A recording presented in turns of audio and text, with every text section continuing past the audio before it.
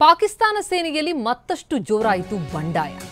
ಬಲೂಚ್, ಪಖ್ತೂನ್ ಈ ರೆಜಿಮೆಂಟ್ನಲ್ಲಿ ಬಂಡಾಯ ಜೋರಾಗಿದೆ.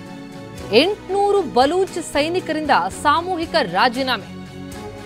ನಮ್ಮದೇ ಜನರ ವಿರುದ್ಧ ನಾವು ಹೋರಾಟ ಮಾಡಲ್ಲ ಹೀಗಂತ ಬಲೂಚಿಸ್ತಾನ ಮೂಲದ ಸೈನಿಕರು ರಾಜೀನಾಮೆ ಕೊಟ್ಟಿದ್ದಾರೆ. ಪಾಕಿಸ್ತಾನ ಸೇನೆಯಲ್ಲಾಗ್ತಾ ಇರುವಂತಹ ಬೆಳವಣಿಗೆ ಇದು. 800 ಬಲೂಚ್ ಸೈನಿಕರು ಸಾಮೂಹಿಕ ರಾಜೀನಾಮೆ ಕೊಟ್ಟಿದ್ದಾರೆ. ಎಸ್, ಭಾರತದ ಪ್ರಹಾರ ಹೇಗಿದೆ ಹಾಗಿದ್ರೆ? ಸಿಂಧು ಜಲ ಒಪ್ಪಂದವನ್ನು ಅಮಾನತು ಮಾಡಿದೆ ಭಾರತ. ಜೊತೆಗೆ ಅಟ್ಟಾರಿ ವಾಘಾ ಗಡಿಯನ್ನ ಬಂದ್ ಮಾಡಿದೆ. 10 ಪ್ರಹಾರಗಳು ಈಗ ಪಾಕಿಸ್ತಾನದ ವಿರುದ್ಧ. 3ನೇ ಪ್ರಹಾರ ಅಂತಂದ್ರೆ ಸಾರ್ಕ್ ವೀಸಾ ವಿನಾಯಿತಿ ರದ್ದು. ಪಾಕಿಸ್ತಾನಿ ಪ್ರಜೆಗಳಿಗೆ ಈಗಾಗಲೇ ಹಲವರು ವಾಪಸ್ ಹೋಗಿದ್ದಾಗಿದೆ.